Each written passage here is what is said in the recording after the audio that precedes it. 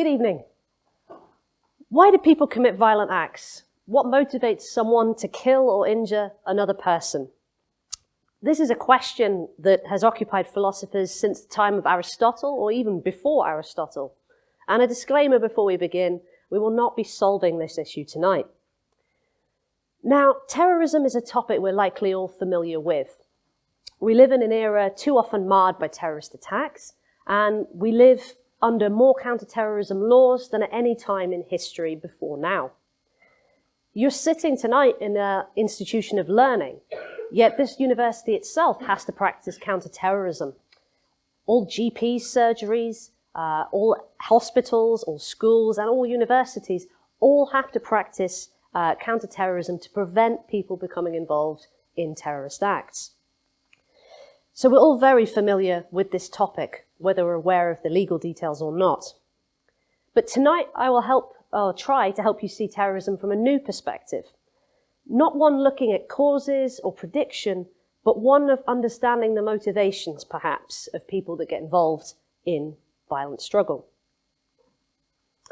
So what do I mean by this? For tonight's talk, I want to separate understanding from prediction or causal analysis, or even preventative measures.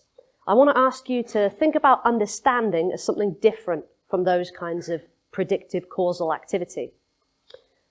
When you do a causal analysis, what you do is you have to abstract from the situation in front of you. To do a causal analysis, you have to create a category, a class of phenomenon, which involves basically creating a box and fitting a very large array of actors and events inside that one box and abstracting from the detail of each of them and the context of each of them. So you collect anti-colonial struggles, you collect lone wolves who take automatic weapons up a high-rise building in Las Vegas, you take ISIS, you take Al-Qaeda, and you put them all in the same box and call it terrorism. And when you're looking for the causes of terrorism, you generalize, you abstract from what each of these struggles was about and who each of these people were, and instead you look for what they all hold in common. What is it that they hold in common that if you took away, would stop violence from happening? Is it mental illness? Is it poverty? Is it exclusion from society? And in this type of causal analysis, it's very unlikely that you'd actually go and ask the person, why did you do this? So in a causal analysis, you're unlikely to use a talking methodology. You're unlikely to actually ask somebody, why did you get involved in this struggle? Why would you want to ask them anyway? I mean, they're unreliable. They could lie to you about why they became involved in political violence. They might even not know the factors that led them to become involved in political violence. These are all reasons a causal analysis would give you for not directly asking the person. Economic and statistical methodologies, they don't really care about the motivation of the person, how they felt before they got involved in struggle or before they committed a violent act. Motivation is irrelevant in these types of analyses. Also, if you have that general enormous box where you've put all the different actors inside, you wouldn't be able to talk to every single one of them. So why would you use talking in the first place? But I don't want to give you the wrong impression. There are some very good causal analyses out there. For example, Robert Pape did a study of every single suicide bombing between 1980 and 2003. There were 315, if you're interested.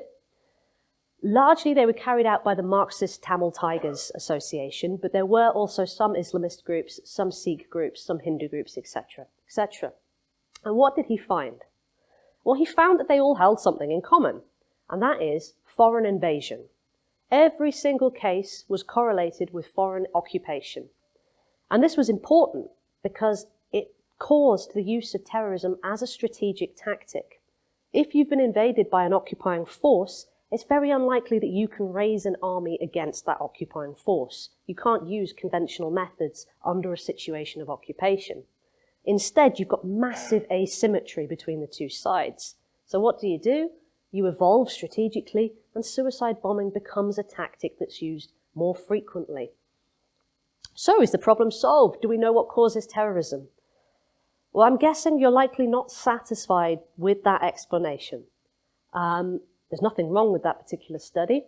It's just that as people, we tend to want to know the human reasons, the motivations for becoming involved in these type of acts.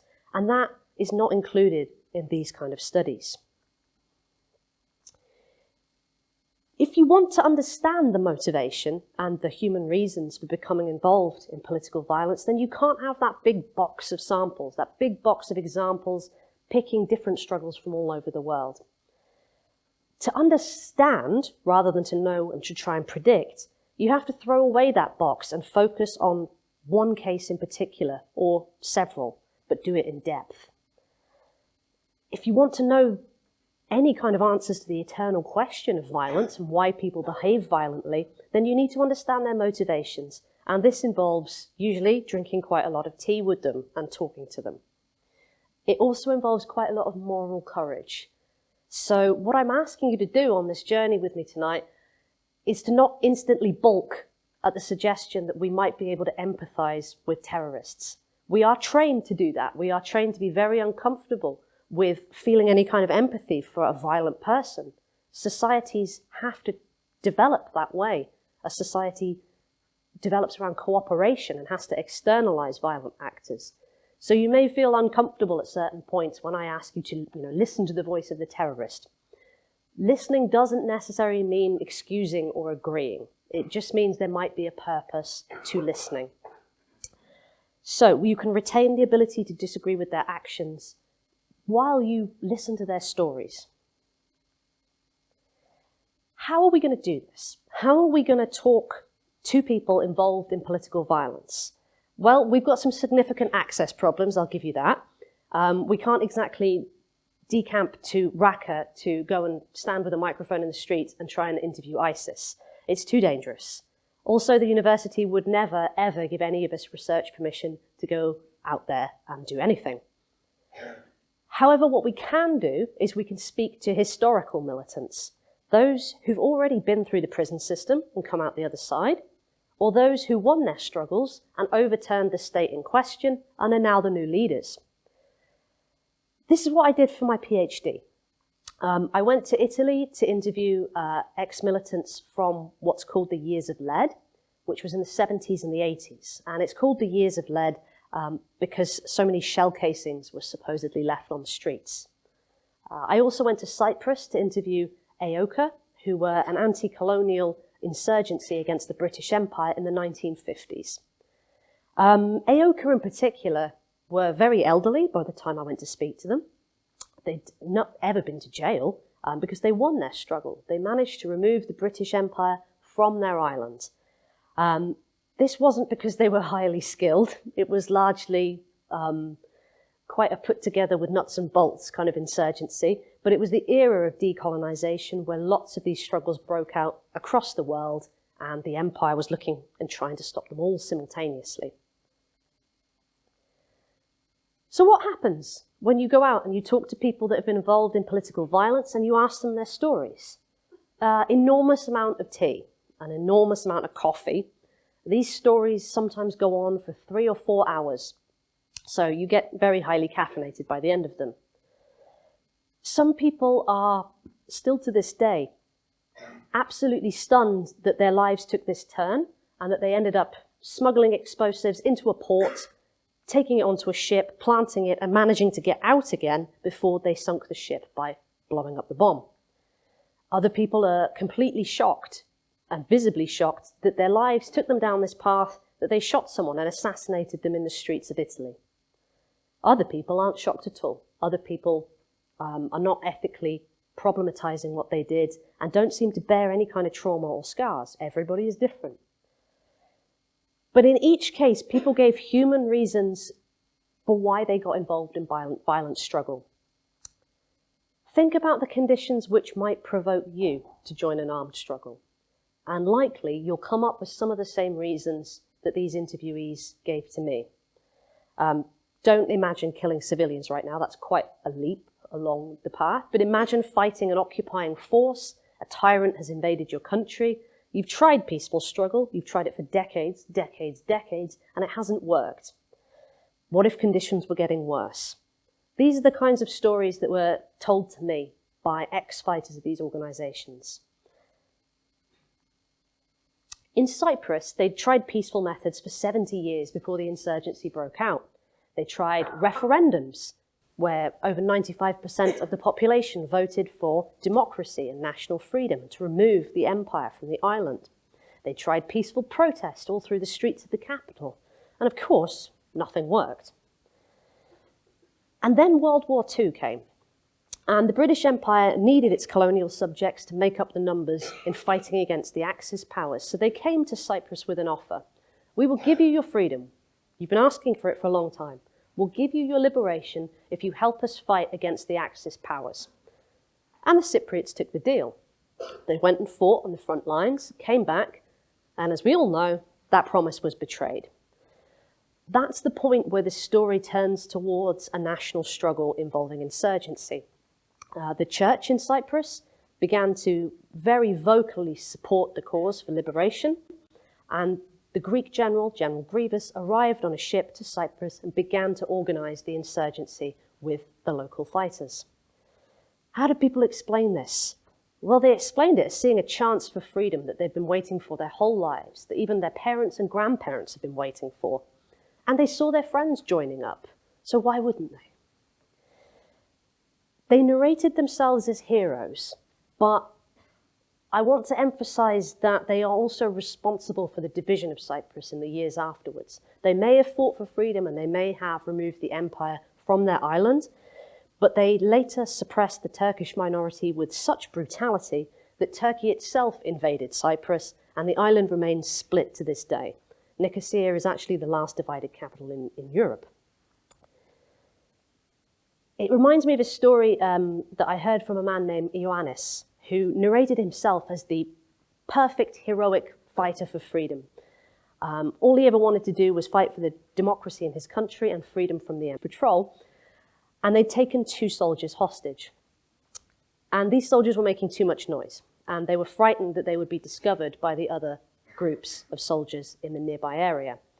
And so they knew that they had to kill them. And Ioannis was visibly upset by this memory because he remembers them being teenagers. He said to me, "We were shocked that the empire had sent teenagers to fight us." And he was visibly upset when he explained what happens when you prepare somebody for their own death, especially when they're teenagers. Well, they cry for their mother. This is why Ioannis has to narrate himself as a hero. He has to live with that memory of what he's done. He has to stick to that narrative of it all being for a greater cause, for a greater good. But we don't necessarily have to agree with his actions while we empathize with how he tells his story. In Italy, ex-militants also gave very human reasons, very human stories for how they became involved in the militant groups of the years of lead. Like Cyprus, they'd spent a long time deploying peaceful protest to try and improve conditions in Italy in the 60s and 70s. Italy at this time was on the border of the Soviet Union and the capitalist Western states. It had the largest communist party for decades by this time.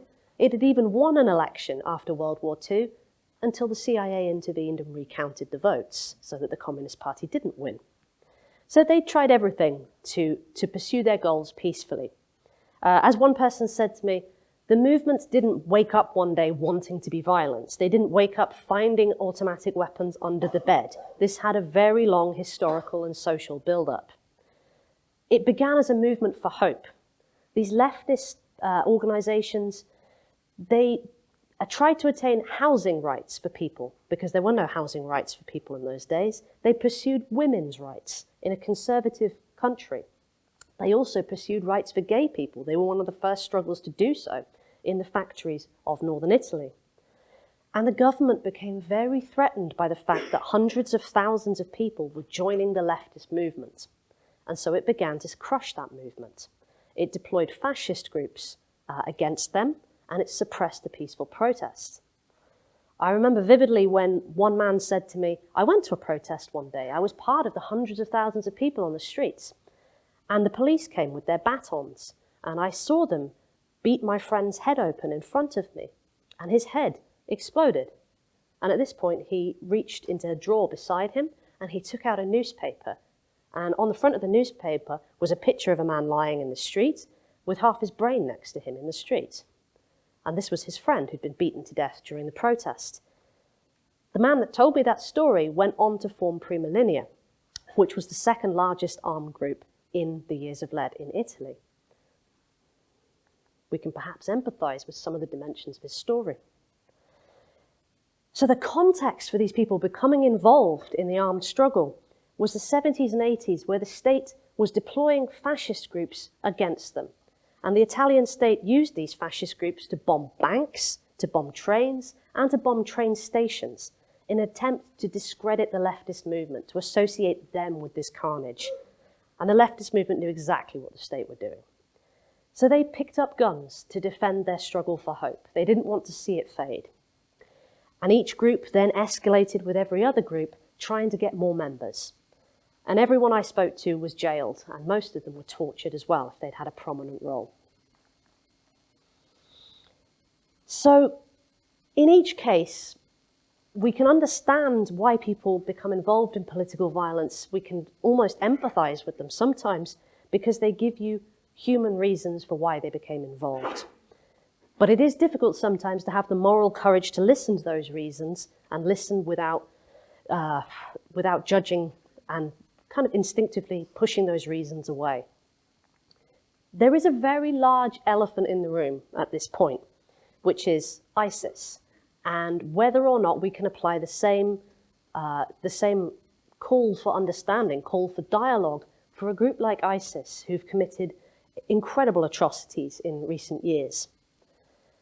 But I'm not able to answer that question for you. I think it's important to conclude this talk by saying I'm not allowed to stand on this stage and tell you that you should listen to people's reasons for joining ISIS. I'm not allowed to stand here and say that we have to empathize with people who might go and join them. And that is a societal issue. Whenever society faces an armed conflict, it's too difficult to ask why that armed conflict is happening and to understand. Instead, we like to push it away. We like to look for other reasons, like they're bad, or they're evil, or they're crazy, instead of listen. But for as long as we make it unethical or illegal to ask why people join an armed struggle, we make it impossible to understand terrorism. And if we don't understand it, then we're forever condemned to repeat our mistakes and to create more of it. Thank you.